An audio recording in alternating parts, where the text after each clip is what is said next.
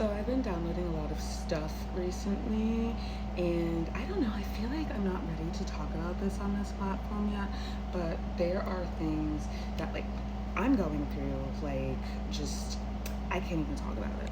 But I will talk about what's happening with this eclipse season. Moving into eclipse season, y'all know that I say that with eclipse season, the gates of hell are opened up. And what I'm downloading right now is that yes, the gates of hell are opened up, but the gates of heaven are also opened up, which I suppose makes sense if you've seen my diagrams and my drawings from my Book of Shadows.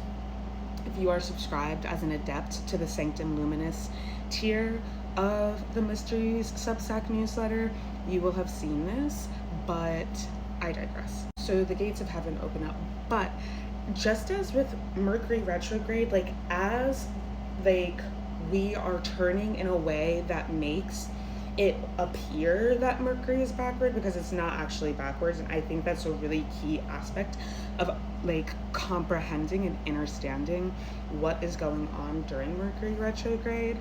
Things begin to look backwards and they begin to operate in a way that makes us feel like they are not functioning properly, but the reality is that they are diverging, and they are not even malfunctioning, that's not the word. Well, they are appearing to not work properly so that you will fix what is not working properly within you, because as above, so below, as within, so without, it is mirroring to you. So these slowdowns are bringing you to a place where you can sit the fuck down and look at your life and take account of your life for whatever it's worth. Which is why a lot of things come back around, and we oftentimes think about this in a way that seems like, oh, that's negative.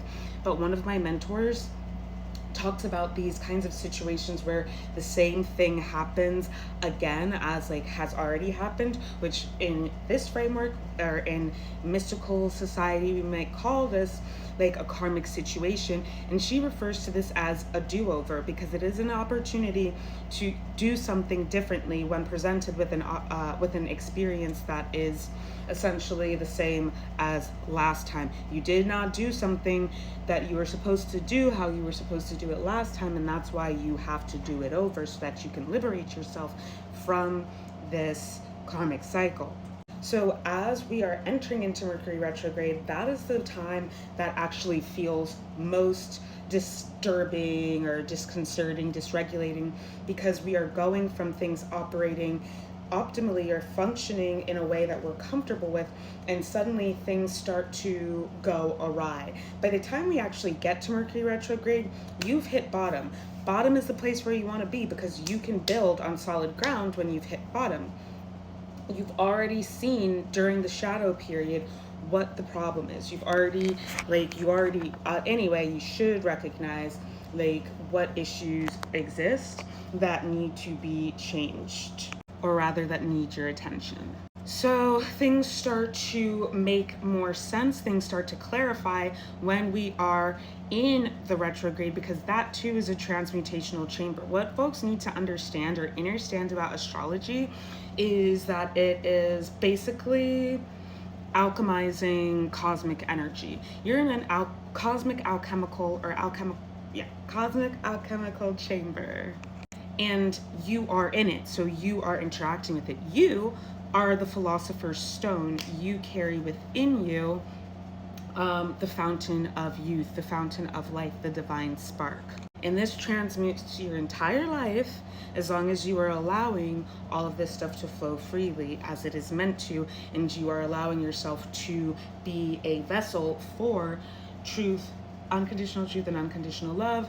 That's Christ consciousness, crystalline energy, and wisdom to flow through you and to guide you and lead you as to what you need to do. So as you come out of the retrograde period, the lessons start to resolve themselves, loose ends start to tie themselves up, and on the other side, you should be experiencing relief. Not solely because you're maybe not gonna continue to get a bunch of train delays, or losing your keys, locking yourself out of the house, etc., etc. All of the disagreements that you were getting into, miscommunications, emails like not going through, Wi-Fi falling, like not working, all that stuff will come to an end, and that's great. In terms of the eclipse energy, with the gates of hell opening up, it's really what I want to say in less less esoteric terms and more psychological terms, like Jungian psychology. It's the repressed aspects of your personality, the repressed memories, the repressed version of yourself that you have hidden in your subconscious are coming out to play, so to speak. And honestly, a lot of those parts of yourself are the best parts of yourself. Like, you're not ever going to be fully in your power as long as you are cutting parts of yourself off. That just doesn't even make any sense. If you are operating from 5% of yourself and the other 95% of yourself is a fake persona that you created to please others outside of you, that means that you are operating in 5% of your power, and the other 95% of you, 95% of you is if you're not self-possessed, what is possessing you?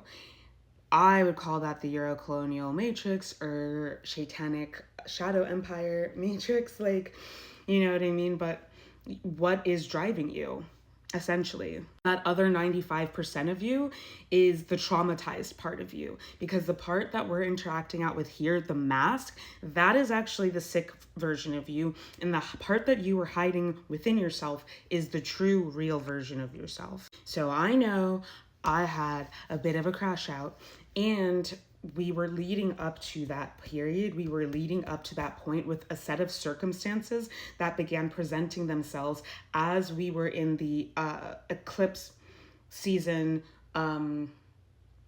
shadow period, essentially. For me, that includes my back starting to hurt, even though that actually started like a month ago, but it still kind of lines up, right? Kind of out of nowhere. And then also having to get like a surprise biopsy on my foot, which if I had known the extent of what I was going to be putting myself through, I would have waited and done it at a different time, because now is not a convenient time to do it. However, the spiritual work does not wait for a convenient time to present itself. It presents itself at the opportune time, and the opportune time is often, for us, we might feel like it's never, because we obviously never want to deal with these things. It's not solely the pain, it's not solely the physical inconvenience or what do I want to say here? Physical discomfort that is causing an issue. Rather, it is all of the stuff that it is bringing up that is triggering and causing the issue. And obviously this is a part of myself that needed to be dealt with. These are things that were hidden in the shadows. And the removal of the mole that was part of the biopsy is a larger story that I don't feel like it is the right time to speak to right now on this platform. I might speak about it on the Sanctum Luminous, in the Sanctum Luminous vault, but we'll see. I'm waiting to get guidance about that. But there are a set of circumstances, things that I was guided to do in that time period, interacting with the cosmic energy. And we are now in a period where there are things happening around me, to me, that I cannot control.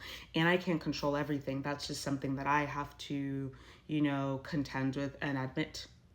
And so I am being presented not necessarily with external challenges. I'm being presented with my fucking self. As above, so below, as within, so without. It is a mirror, like I said. So yes, I do say that the gates of hell open, and yes, I do have like the more occult tea that we could talk about, but we're not going to talk about that because I don't think that that's necessarily the message that wants to come through. The message that wants to come through is a lot of those parts of yourself that you are demonizing, they're you, and they are actually the best parts of you, and it may very well be helpful for you to stop being afraid of them and just allow them the space to express themselves so you can transmute that hurt, that shadow that is coalesced, and live your most free life. I love you all truly and deeply. Subscribe to the Substack. Book a session with me. I'll see you on the flip side.